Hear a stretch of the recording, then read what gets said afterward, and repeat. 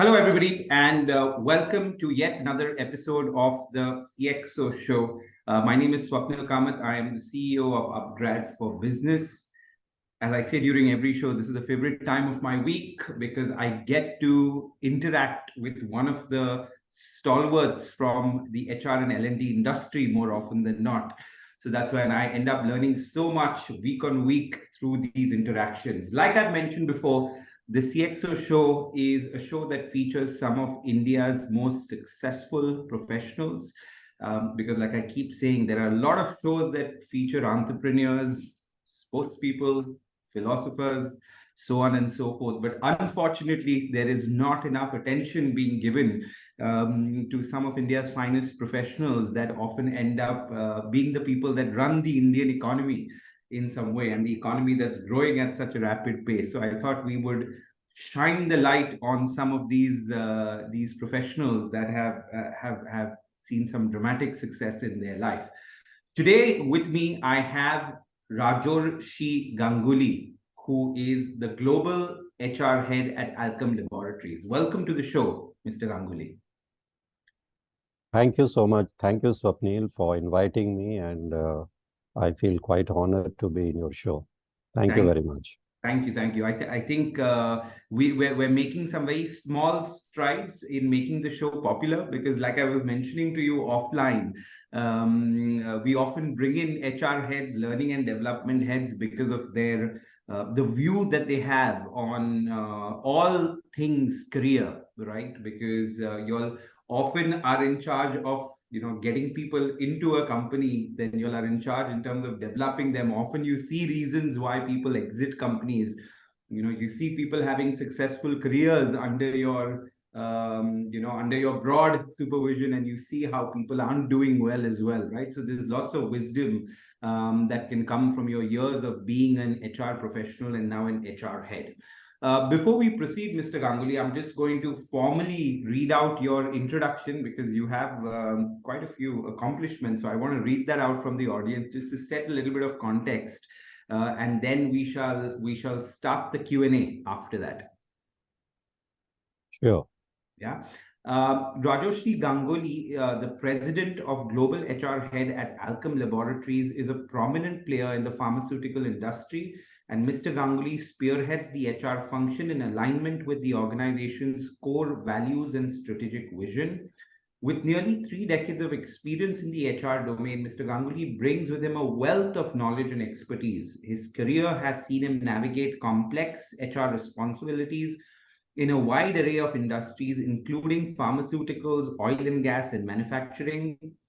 He has not only excelled in the Indian business landscape, but has also successfully managed HR on a global scale, overseeing operations in the US, UK, Russia, Germany, Latin America, Mexico, South Africa, so on and so forth. Mr. Ganguli is a recognized authority in the HR field, contributing to industry discussions and publications. His commitment to excellence has earned him several professional accolades, including recognition as one of India's best 50 HR leaders in 2021 by Whitepage International, as India's most agile 20 HR leaders in the same year by Sapphire Connect. Mr. Ganguli's colleagues hold him in high regard for his ability to seamlessly blend a result-driven approach with a deep commitment to people. His clarity of expectations, guidance during challenging times, and extensive knowledge distinguish him as a remarkable leader. Quite a nice introduction, Mr. Ganguli. I'm excited to have this conversation with you, especially because of not just your experience in India, but a lot of your global experience. So I'm going to ask a lot of questions connected to that global experience, and especially the differences that you've seen working here, working in other geographies as well, right? But Mr. Ganguli, before we get started, tell the audience, that's often our first question on this show, right? Tell us a little about your journey, right? And you may want to start as to what your probably last bit of formal education was, right? And then your journey from there on to this distinguished position as global head at Alkem Laboratories. So if you could run us through that, that would be great. Okay, sure, Swapnil. So See, I come from a small town, Ranchi, and that's where I grew up. And my last formal education has been, I did my management degree in human resource from Xavier Institute of Social Service. My first real stint has been in a manufacturing company. They were very well known for wire and wire ropes. It's called Usha Martin. So that's my first real stint, and I spent close to 2 years there to a oil major. I got the opportunity to work in a very distinguished public sector company, Bharat Petroleum, Yeah. which is one of the largest company in India even now. So I had a good 8 year stint there, and again started at the junior level, handled different roles. Largely in the I was brought to the head office in Mumbai, so I handled a lot of human resource development kind of roles those days. And I was fortunate enough to be involved in several projects which the company was doing those days. These were really transformational projects because the oil sector was undergoing change, and so I had the opportunity to work in projects wherein we were overall restructuring the organization. We were bringing a lot of competency modeling, methods to do things in a different way. We were opening up the performance management system. So quite one after another exciting projects I got drawn into, and that was a pretty good learning I had. Towards the end of my stint in Bharat Petroleum, I even volunteered to move out of HR. So I moved to retail strategy. So that was a role, and I still feel that was one of the good stint I had, though it was short. But I got the flavor of, how do you really run business? And so I was in a role where we were running retail stores across the length and breadth of the country. And I still remember that experience very well.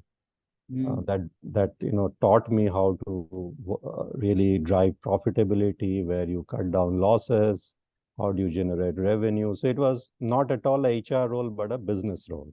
Yeah. So therefore, while being in that role, my appreciation for HR actually grew up also. And I could understand where HR can add value to business. Yeah. After that, I actually took a conscious call to move out of Bharat Petroleum. I wanted to do different things. I wanted to grow in my career. So that moved me from Mumbai to Hyderabad. And I was discussing with Dr. Reddy's Laboratories Ltd, another very prominent pharmaceutical company. And when I met them, I met some of their senior leaders. I really felt that it was a good company to work with. Yeah. And I was taken in a role where, I had never done that role in my life. Yeah. I was selected as their head of recruitment, the talent acquisition function. Yeah. And so far by then I had my almost 10 years of my career, and I had never done a direct recruitment role, because probably in a public sector, you are given these roles when you have, a bit of gray hair. Yeah. So I felt, let me take that plunge, and it was a new sector, new thing, but recruitment is something that I always loved, because I enjoyed meeting people, being part of this whole process. And that was a wonderful start that I had. And those were the days when the organization was growing very rapidly. So, so the first 4 years I did that stint as a overall recruitment head of the organization. Yeah. And that brought me very close to pharma, because you have to quickly understand all facets of pharma when you are heading the recruitment role. Yeah. Post that, after doing this role for over 4 years, I have been thereafter moving to business HR role, corporate HR role, whether it's a mix of India responsibility, multiple countries. And that's how I started moving around, taking different responsibilities of manufacturing, R&D, sales environment, different geographies. And somehow, I spent a long time in Dr. Reddy's for about 13 plus years. And then somehow I landed into the current organization because they were, again, here I felt that probably my learning needs to go up now and let me take up a new responsibility. So I met the senior management of Alkem and the promoters, and I felt this is where I can contribute, I can bring change. And that's where I landed up in 2017, and I'm here.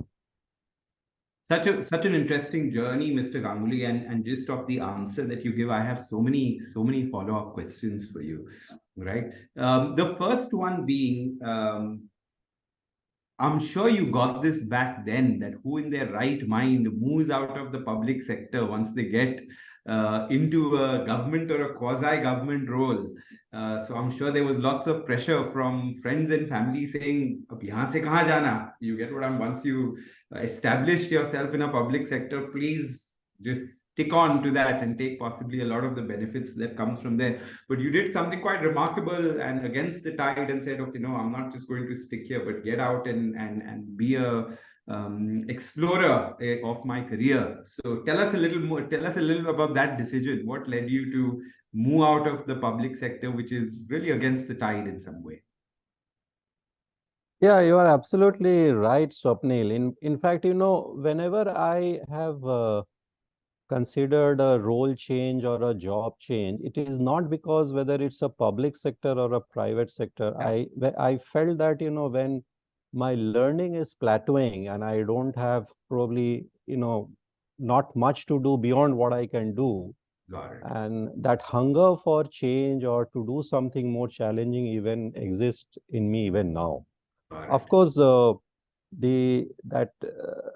I took this decision way back in 2004 to move out of public sector, it was a difficult discussion because, we came from middle class.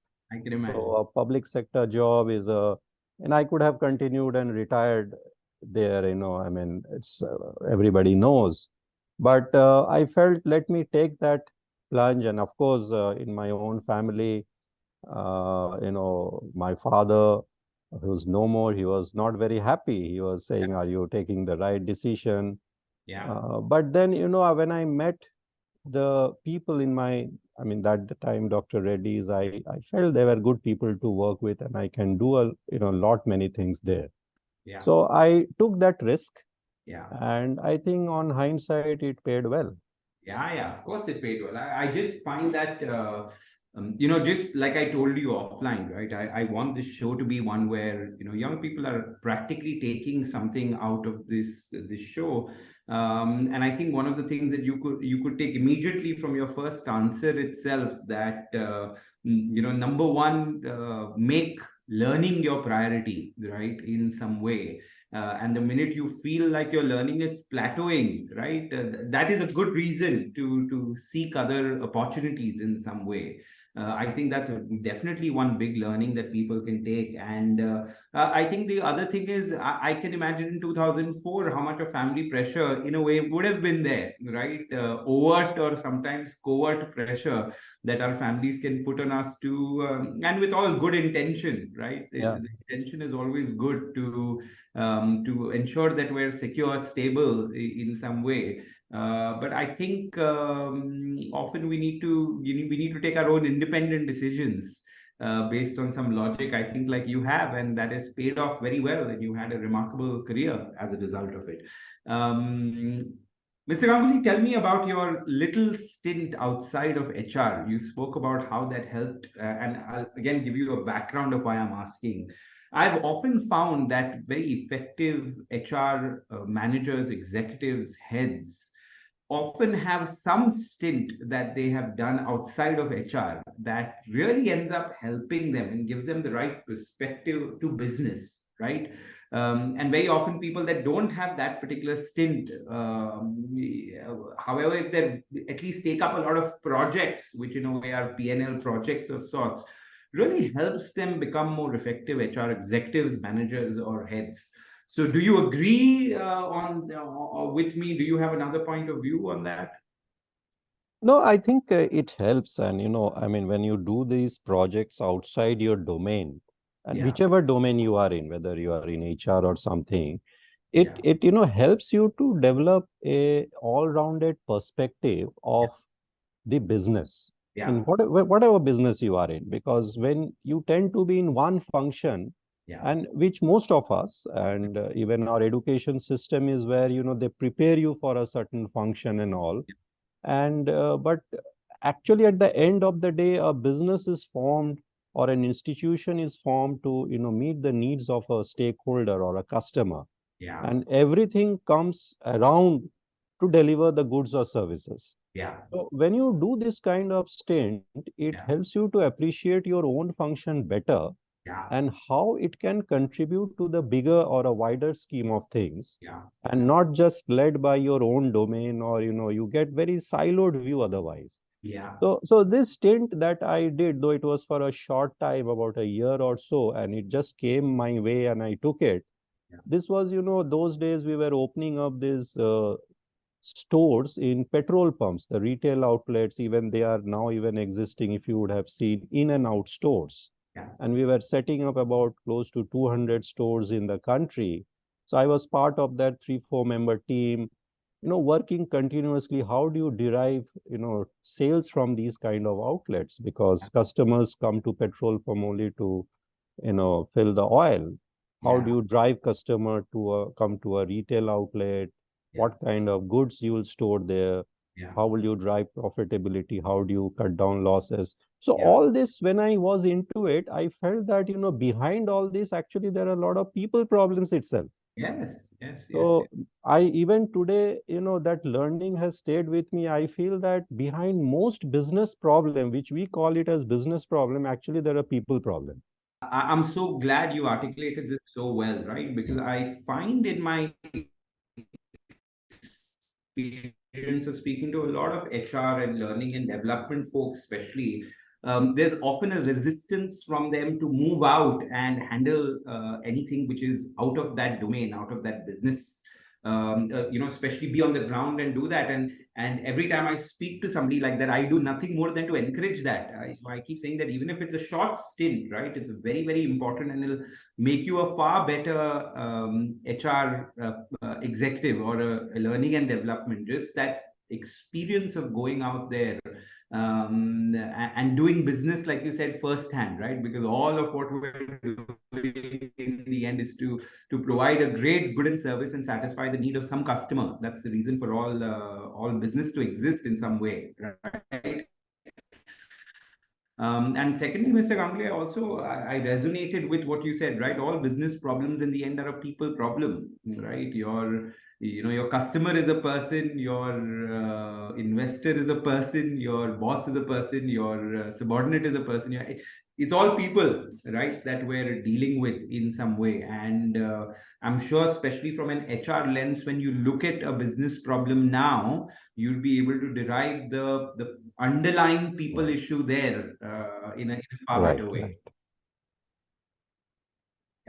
Tell me, Mr. Ganguly, about the differences that you've seen working in India and outside of India. Also, you have handled HR. So it would be great, and take a little bit to think if you want, because this is going to really take you back a long, long time. But what are some of the major differences when it comes to HR and people that you have seen in India versus some other geographies? And you can pick any geography which comes to your mind where you saw a very different side of HR and people management. Right. See, I have been exposed to multiple cultures because in my responsibility, I had employees in different countries. Obviously, the first difference which is there is, the cultural difference. And one needs to appreciate, because very often, what we do is, and I have always worked in Indian companies who are multinationals. So the India was the headquarter. Got it. Okay. So, one of the learning has been that when we frame policies or rules for countries outside of India, you have to, kind of ensure that it's not a cut and paste. because you have to tune it to the local realities, local sensitivities. The broad framework could be there as you run a global corporation, but you need to do a lot of local fine tuning to ensure the success of the programs or the policies. The second is, the main difference I have found is it is dependent on the macro factors. How your economy functions. Yeah. It tends to impact, the problems that you encounter or the challenges that you encounter in those countries. For example, India is a country where a lot of opportunities, a lot of high growth. So the churning of talent would be much faster here at times. Retention could be a problem. In some other countries, the problems could be of, again, a different nature. I mean, it need not be of high attrition or those kind of challenges, or the talent availability may not be a challenge. But I am not generalizing, but it will depend from country to country. The third is the way we work. Like in India, for example, it's very usual to expect people to work anytime, be available anytime. Even in vacations, we expect people to be available, though they are enjoying vacation, but be available. Or, we expect people to do multitasking. But in some countries, which are more developed countries and all, you will probably find people would do their work at their pace. They would do it very well. They would do it very nicely. But, when a manager from India expects them to work in an Indian way, it doesn't work. And that's where the cultural sensitization is very much required.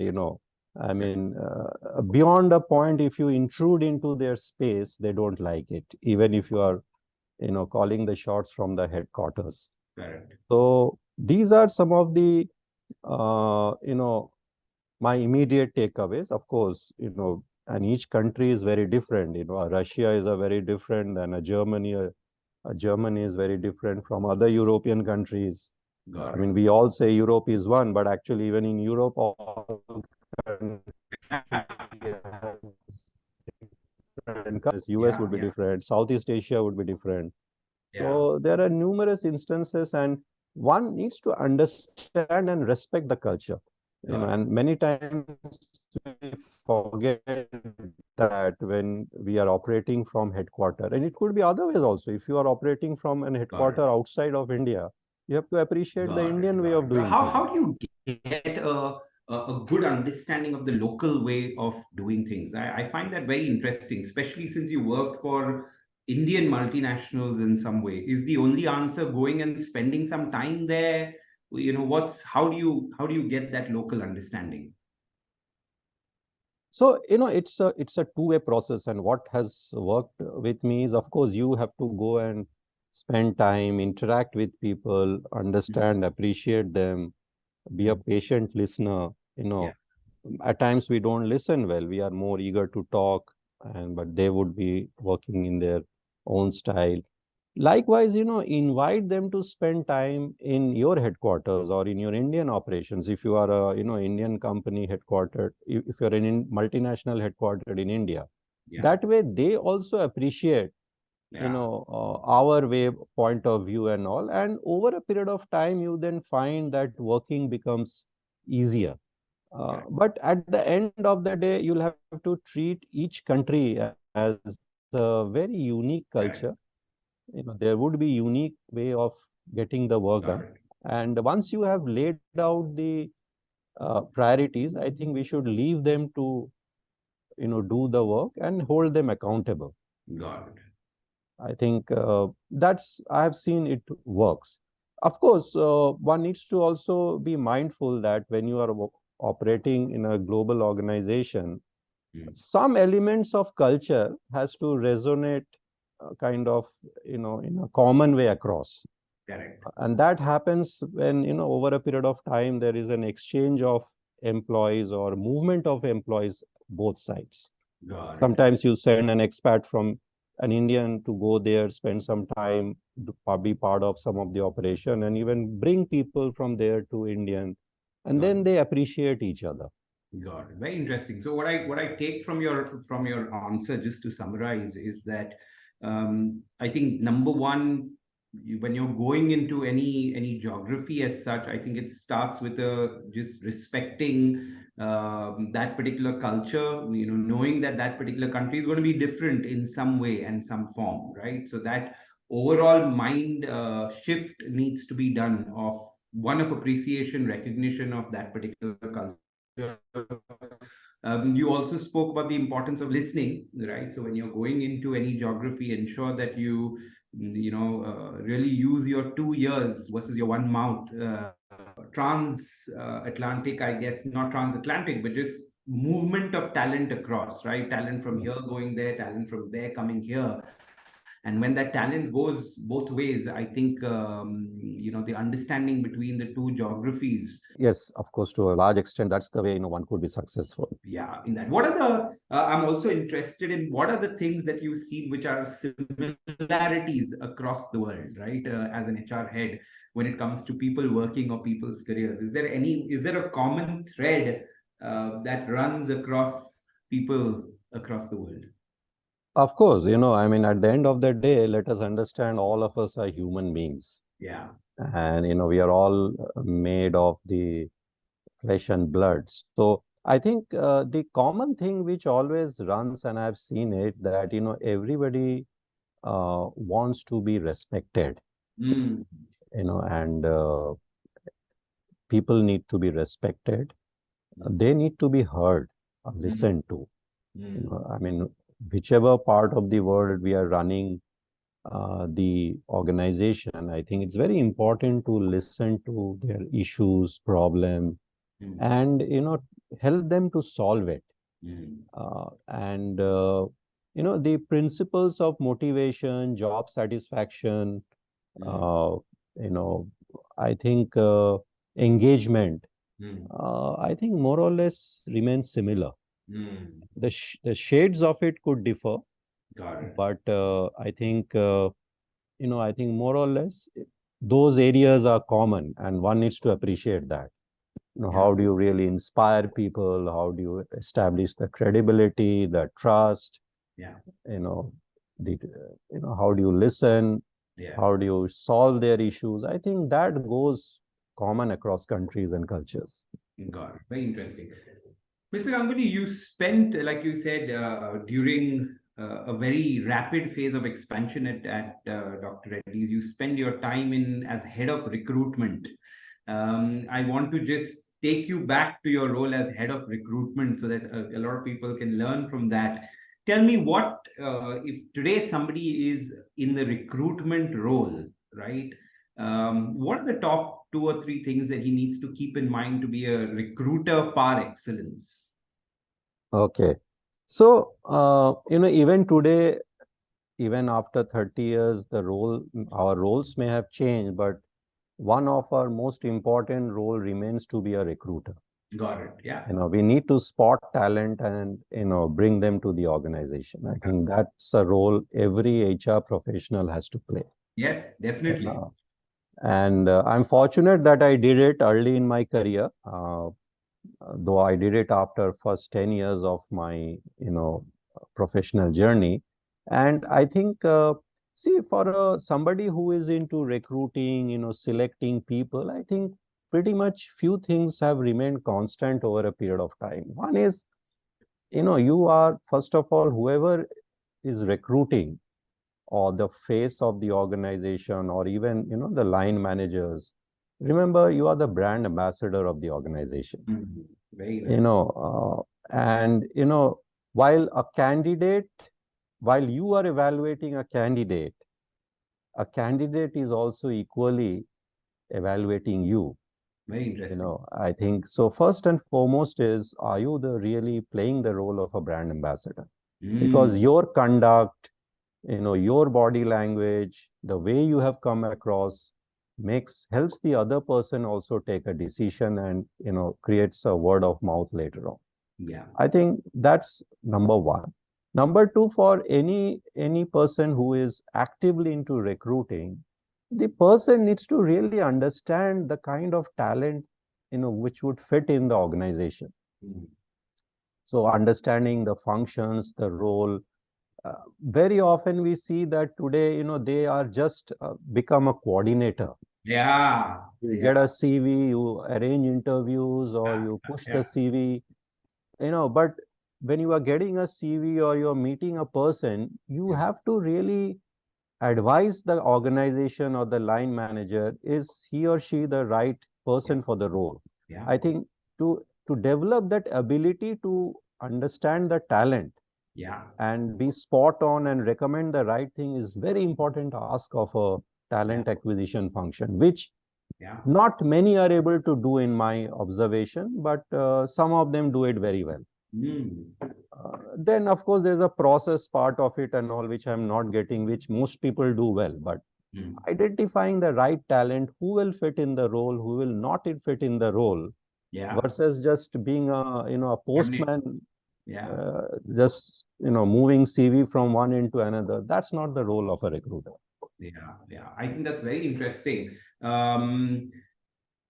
I honestly believe that especially in the years ahead, the role of HR is going to be mission critical. I'm sure it already is, but I think the importance is going to keep going up as people become more and more, in a way, demanding. I think people's expectations of their careers, of the workplace, all of that is going up, and therefore HR is going to play a critical role in the success of an organization. And within that, like you said, spotting the right talent and bringing the right talent in is always going to be critical to an organization, right?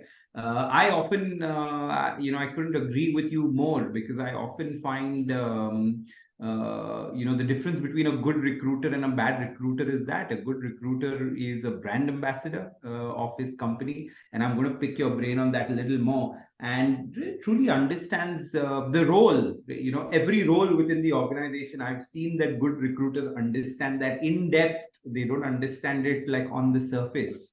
And sometimes it's tricky, right? You will have a certain role, Mr. Ganguly, in R&D, which, a recruiter without that background may not understand fully. But, how much of an effort is he taking to understand as well as he can that particular role in an R&D function, which is very technical? That'll make all the difference in terms of him finding the right talent, right? And often that doesn't happen, and this would be great advice to any young HR professional.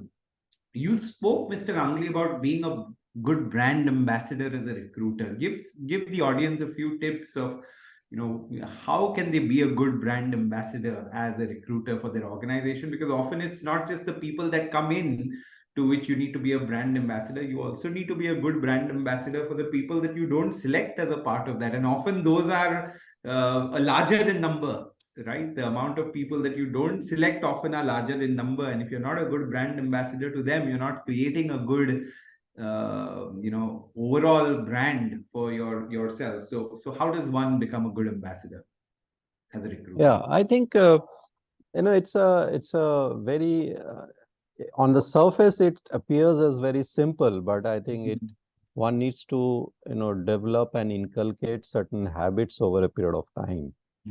And it has, how you can be a good ambassador has multiple things beneath it. I think to start with, how you first of all even come across to the candidate from the first time you met him or her. And this advice is even for the people who are not necessarily part of the recruitment team or HR, but the extended line managers and all who are interviewing. Simple things, that how you talk, how you explain, how you create that, how you make the person feel that this is the right company to join. And that does not mean you overcome it. I think it's a very important advice to people is, don't oversell your organization. Give the balanced perspective so that it helps the person to make a right choice. And thereafter, there are simple things like, be on time. I have had interviews in my own career when I was, I had applied for job way back, and I remember, and I give this story to some people, I was made to wait in one company, and I'll not name it, for 8 hours. Yeah. And I decided after I returned that even if this company gives me a job, and I was a very young fellow that time, maybe 1 or 2 years out of my college, I will not join. And Yes. they gave me a job, and I decided I will not join because you don't respect others. Yeah. So and I see that even happening even now. You give time, you set up an interview meeting, you are delayed. Even if you are delayed for some justifiable reason, talk to the candidate, explain, apologize. Yeah. And then how you hold the entire interview process. Yeah. There has to be a bit of seriousness, lack of distraction. Yeah. You explain, give the others a chance to speak also. It is, see, the whole interview process cannot be taken as a one-way traffic. Yeah. It has to be taken like a mutual conversation. It Yeah. helps both parties to, make a decision versus a very classical view, I'm giving the job. I mean, today the talent market will not work in your favor if you come from that position that I'm giving you a job and I have the power to give you a job, because the other side has an equal, ample of choices to make. So this entire experience, and more so if, if as you rightly said, those who are not getting selected, how do you really come across to them? How you gave them a feeling that you were really valued, and for some reason, it just that there was the match did not happen, so that the person, when he or she goes back, they feel that wow, what opportunity it was, and I missed it. And they go back and say, that was one of the best interviews I attended. So that's the spirit with which both the HR, recruitment team, and everybody should develop a habit over a period of time to approach the recruitment process. Beautiful. I think there's some huge pearls of wisdom there, Mr. Ganguly. I think the one thing which is a common theme in a lot of stuff that you say, it revolves around respect, right? If you just take that one word and extend it across, you can extend it across so many things, including this entire process that you spoke about, right? Just be respectful of candidates. And if you ask somebody, what does it mean to be respectful of candidates? And people know the answer to it, right? Don't keep them waiting unnecessarily, be polite, make it two-way conversations. Even if somebody gets rejected, be graceful in that particular rejection, communicate proactively to the candidates in one way or the other, right? These are all ways of just being respectful in that process. And if you just do that, I think anybody that goes for a job knows that he could get rejected, and they're okay with that, right? But through that process, if you're being graceful and respectful, I think that makes a big difference to creating a stellar people brand, right? Then people want to genuinely go and join that particular company, right? I don't think we do that well enough, and having this conversation with you is the next job that I want to have is call my recruitment team and share some of these things with them. Okay. Okay, tell me, sir, and I'm not asking this question about your current company in specific, right?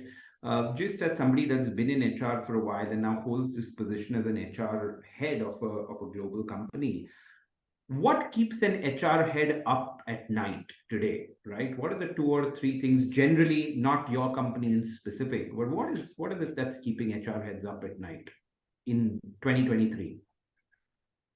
I think some of the things which we are always on our toes is, I think, see, compared to even 10, 15, 20 years back, the whole talent landscape has changed. And you must have heard this time and again. But what has actually happened is, the ability of an organization to hold a talent, I think, is very different now. I mean, because of, and again, it's probably a function of the economy and the macro environment where we are operating, huge number of opportunities. So you are always, ensuring as a HR head or as a business head, how do I really have the good people in my critical roles? I think that's one of the most important thing. Yeah. The other, I think, the other thing which is making us always think is, the fast changes that we are seeing in the capability area, the skill area. Correct. Because the rate at which, the technology is changing, the way we do work is changing, even the definition of work is changing. The classical, I always say that, while we all love the job description, but probably, what we end up doing probably is 80% is beyond job description. So how do you really get everybody to feel like they are owning the organization where they are working, and finally solve the issues rather than get stuck in a very siloed mindset? Yeah. The third area where all of us are, I think we are beginning to notice that it's becoming a very important is employee experience and engagement. Because again, very easier said than done. These are cliched terms, but really, if the organization is not able to engage and create the right experience, and they are not, if they are not in sync with what's happening in the society, they would be out of place. Yeah. Yeah. I think that these are some of the things, is really kind of keeps us worried. Got it. Got it. And of course, there are many other business parameters. You have to constantly battle headwinds. So how do you ensure the organization is running, that there are battles of productivity, cost? Those are always going to be there, and it will become more prominent as we move forward, because the competition in all sectors are going to be intensive. Yeah. I think that it's so many things, Mr. Ganguly, I'm sure you'd agree, have changed quite dramatically, right? And we keep talking about this dramatic change, but I think over the last, even if I take the area where we have expertise, which is learning and development, I have seen that dramatically change over the last 5 years, right? Not in any small way, but in huge ways, right? And I think that is also reflective of a couple of things. That's reflective of organizations in everything that they do, trying to look at an ROI, which is good in a way. Yes. Right? They're really honing down on productivity measures for just about anything, which also comes from the fact that we've become a lot more data conscious, and that comes from the fact that data is available so much more, right? So it's a very interesting journey of data being available. That's why us looking at data a lot more, therefore also looking at productivity in turn a lot more, therefore looking at ROI a lot more in just about anything and everything that we do, which is an overall, I guess, net positive if you ask me. But the three things that you spoke about, I think, have been things that HR heads have kept them up at night for a very, very long time. Like you said, right? The holding of a talent, getting and holding of a talent in some way, capability and skill. The second area that you spoke about, the constantly changing, dynamics of what skills are required, what capability of a person is required with all the technological and business changes. And you spoke about the employee experience and engagement. So I want to pick your brain a little on that last point. What does the modern organization need to do? And think, you have experience in PSUs, you have experience in pharma, a lot of different areas in manufacturing as well. What does a modern organization or in 2023 need to do to better the employee experience and engagement? Is it just about setting up foosball tables, nice dining areas, or is there more than that? Yeah, actually, those would be more or less the hygiene factors going forward. Yeah. And interestingly, I'm doing my own research in the area of Gen Z. Okay, Nice. and I'm about to complete my doctoral degree. Now, one of the interesting finding, and I did reach out to almost a huge sample of working Gen Z in the organization. And why I'm bringing this up, because the next decade and a half, they would be one of the major constituent of the workforce.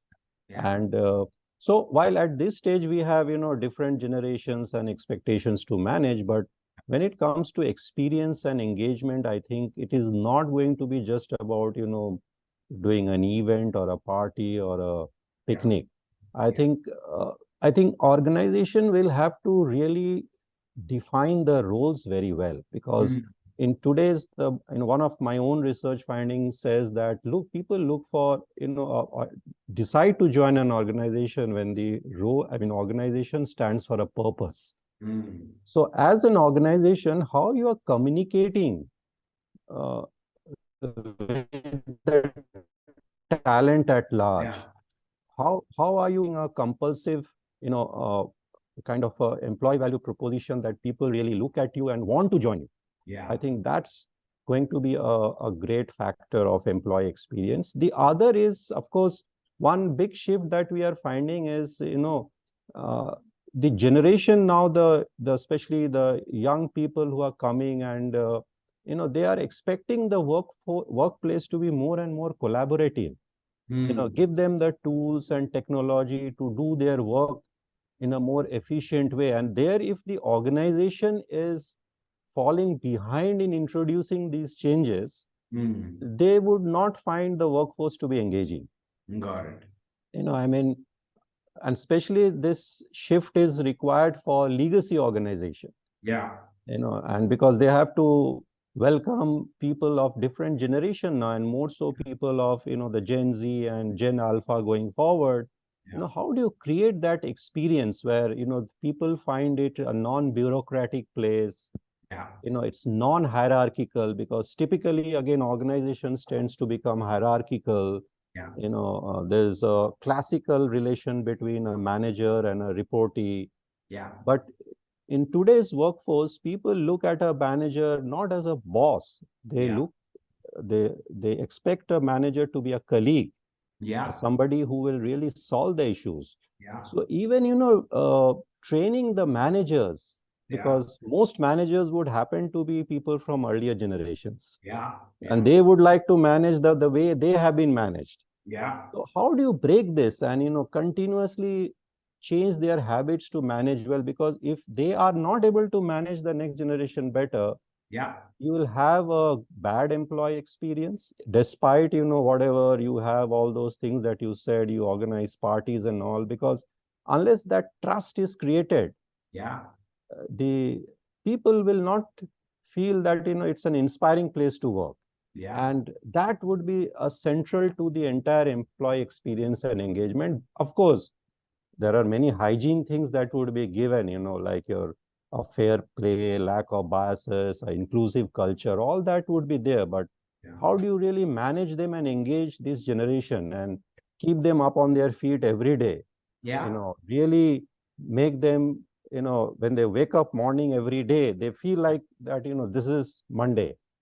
Even a Friday should feel like a Monday for them. So, that's what is going to make a difference. Very interesting. I found it very interesting that, just some of the things that you said are hygiene factors, right? In itself are so tough to do, to start with. A lot of the other things that you spoke about, because to create a truly inclusive workplace is a challenge, right? Even creating the very basic of facilities that we now have taken for granted, running that on a day-to-day basis. Is quite a challenge for an organization, let alone a lot of the other things that you spoke about. I'm quickly going to summarize before, the next question. So, you spoke about, if, in today's day and age, if you want to make the employee experience and, more engaged environment, define roles well.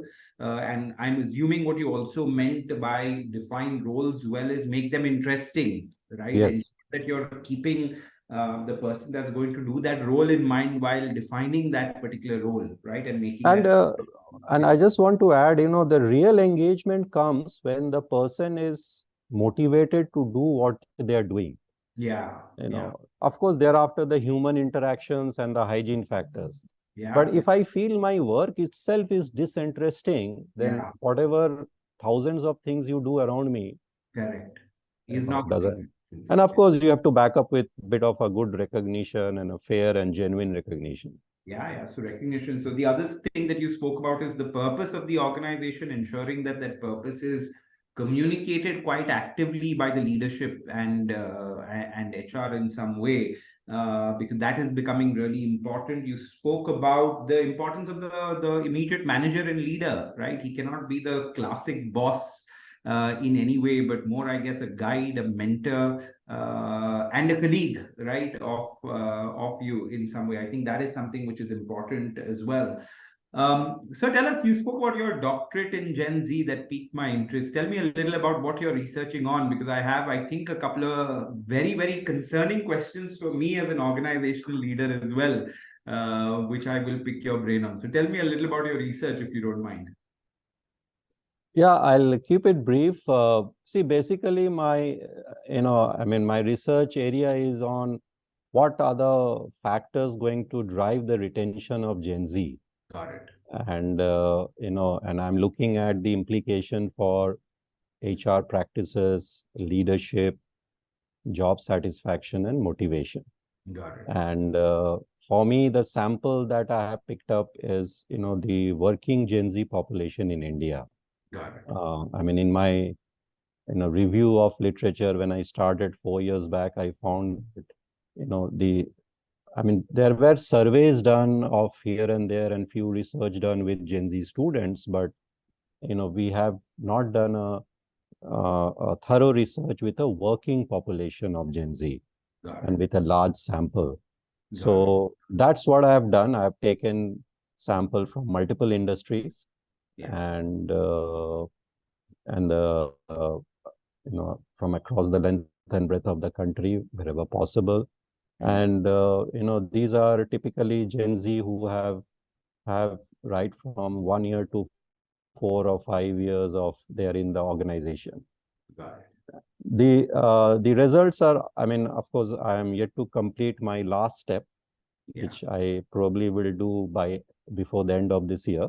And I'm going to share the findings thereafter. But broadly, it has, highlighted that, the specific role that HR practices have in the retention of Gen Z.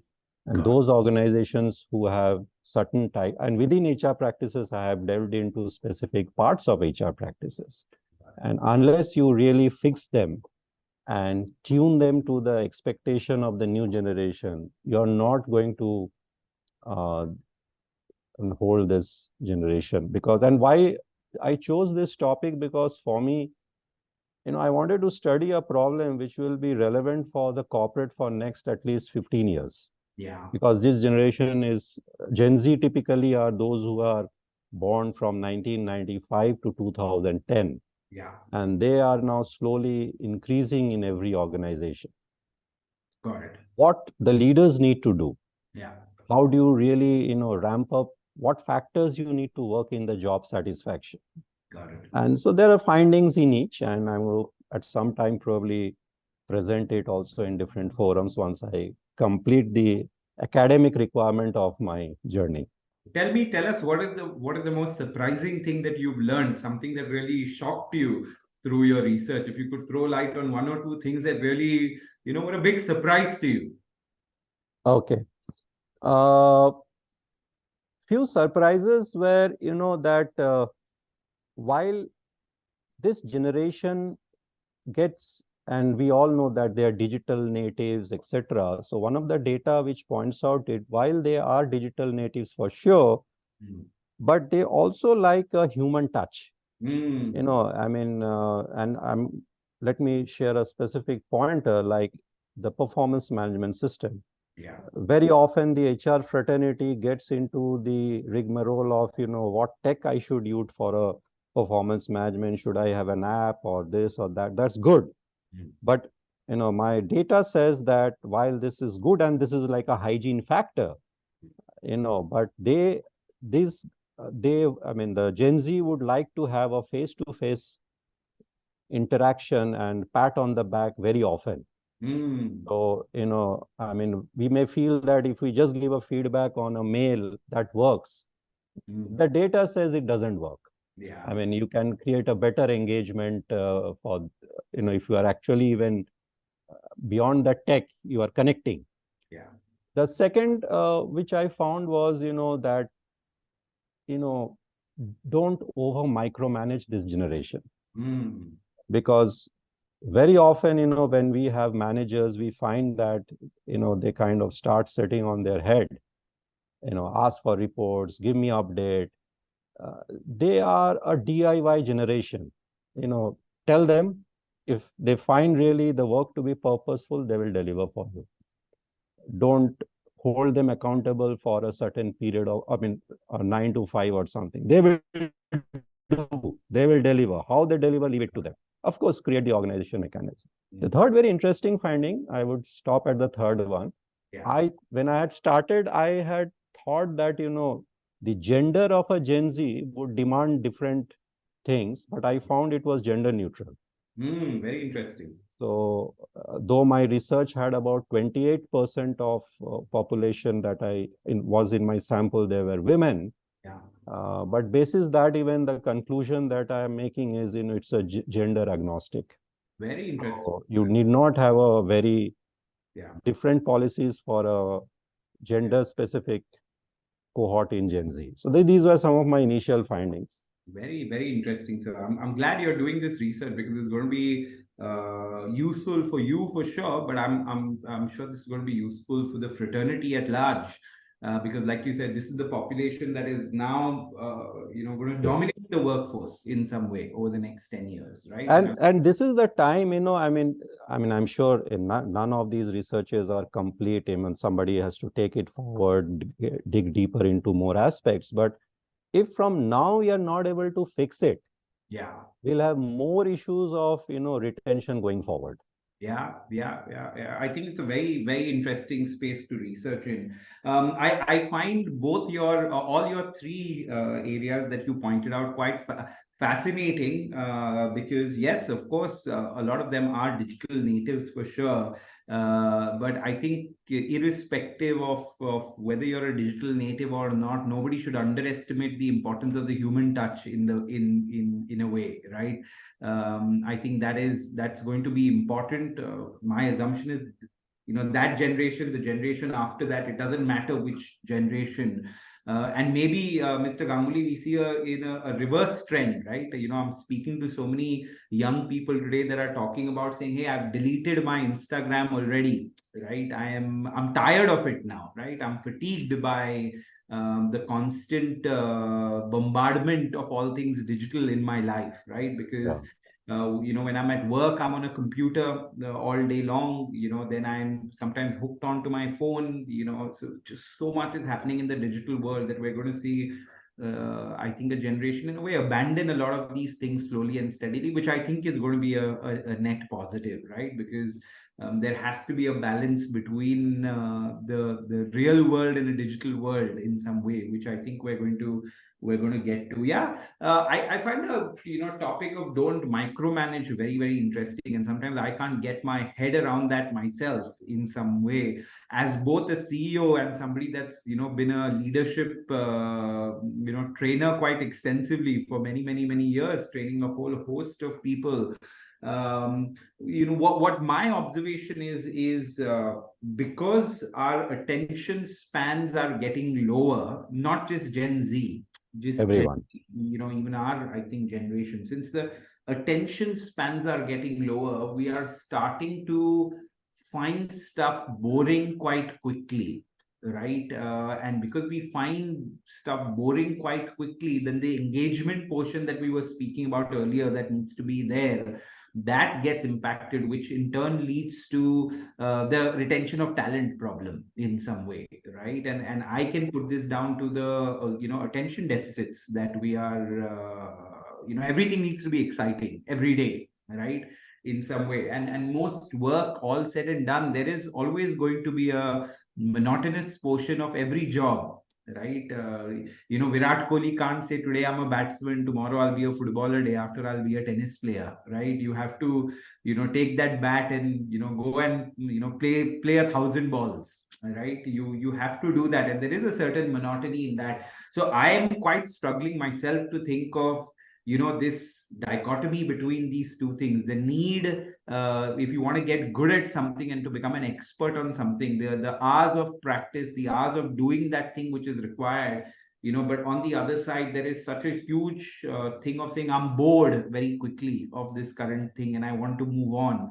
So I don't quite know right now, Mr. Ganguly, how we reconcile these two things. I think that has also an impact on, I think on the learning and development, because, how do you, because one of the aspects I did touch upon in my thing was also on how they like to learn. Yeah. And see, today, availability of knowledge is not a differentiator, because 20 years back, or for example, a trainer used to be like a master. Yeah. The knowledge was with a trainer, or today knowledge is across, now, but how do you make the knowledge available in that short span of time to create that interest? I think that's very important. Otherwise, they will not be engaged. Yeah, I think that's the, if you ask me, I don't know how much of your research is left, but this dichotomy in some way, right? The getting bored very quickly with the need to do something over a relatively long period of time to get good at it, right? And then how does the person deal with it? How do organizations deal with that? It's quite interesting. Mr. Ganguly, we're almost out of time, but I have one last question for you. You have such a vast and interesting experience. For somebody just entering the workforce or having just entered the workforce, right, across industries, I'm not talking about one industry in specific, what would be the top 3 skills that you would recommend that somebody needs to have if they want to have a stellar career like yours, right? And let me just repeat my question. I'm saying somebody entering the workforce, agnostic to the industry, agnostic to a particular profile that he's taking within. What are those 3 foundational, in a way, skills that you would recommend to young people that are very important for them to have a stellar career?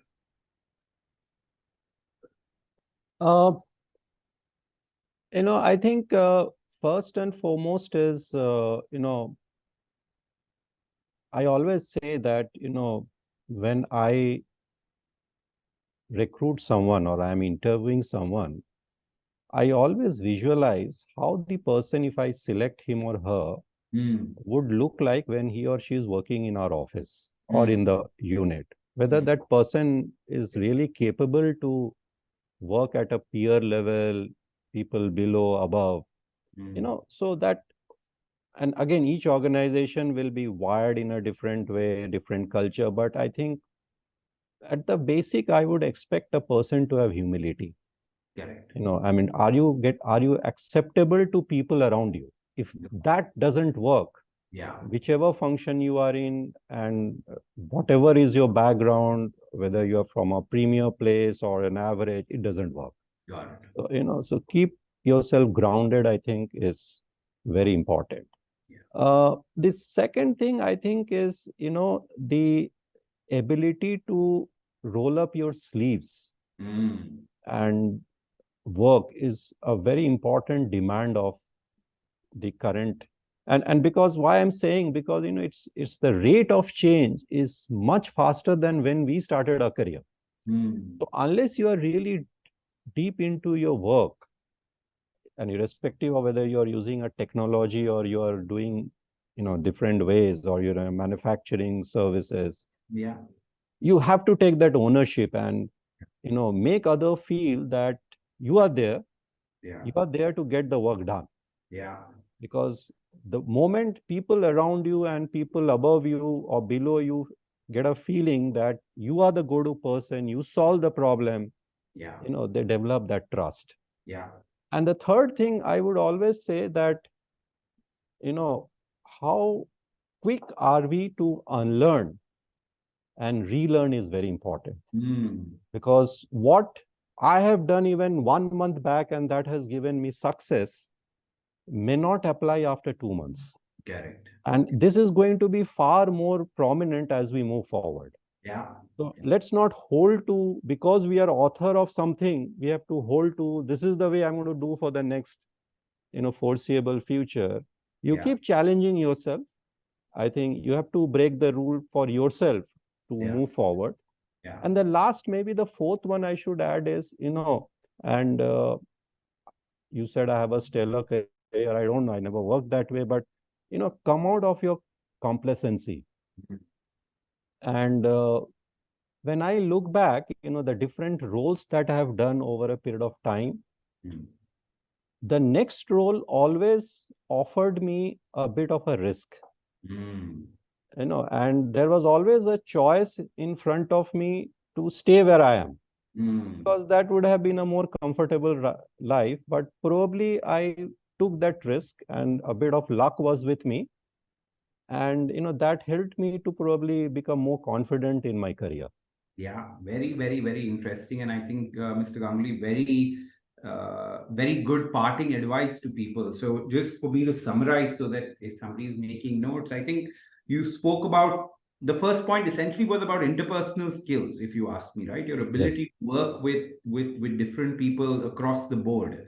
And I couldn't agree with you more. I think your second point was around getting things done, being the go-to person, ensuring that you're taking ownership to get things done in some way, right? If you don't build that reputation within an organization, you're not going to be able to succeed. You spoke about the importance of unlearning and relearning given the constant change that's happening, and of course the point of don't let complacency set in to your life, right? Ensure that you're constantly pushing the envelope for yourself more than anyone else, and taking those risks like you took, whether it's moving from public sector to the private sector or across the roles that you've done. I think those little risks need to be taken, which is, I guess, the result of pushing the envelope in some way for yourself. Right. Yeah. And of course, you need to work hard and smart both. Yes. You need to. I think that is critical. I have so many more questions to ask you, but we've run out of time, Mr. Ganguly. I hope I can reconnect with you someday, because the list of questions that I have will at least take another couple of hours that I want to pick your brain on. So we will keep that for some other day. Any parting words from you? No, I think it was wonderful to interact with you, and I think I think we should all just ensure that we are doing the right things and not overcomplicating things for others. I think how do we just keep simple and move forward with the right intention? I mean, your conscience should be clear at the end of the day. And the last thing I must say, if whoever is listening, that, and I keep saying, take out at least 1 hour in a day. Assume that, your day has 23 hours. Just keep 1 hour aside for your health. Very nice. Because unless we are fit, we don't move. And we sometimes take our health for granted. And with that, I would wish all of you a successful career and a happy Diwali. Yes, thank you very much, Mr. Ganguly. Pleasure talking to you, and I hope to meet you in person soon. Thank you. Thank you, Swapnil. All the best to you and your team.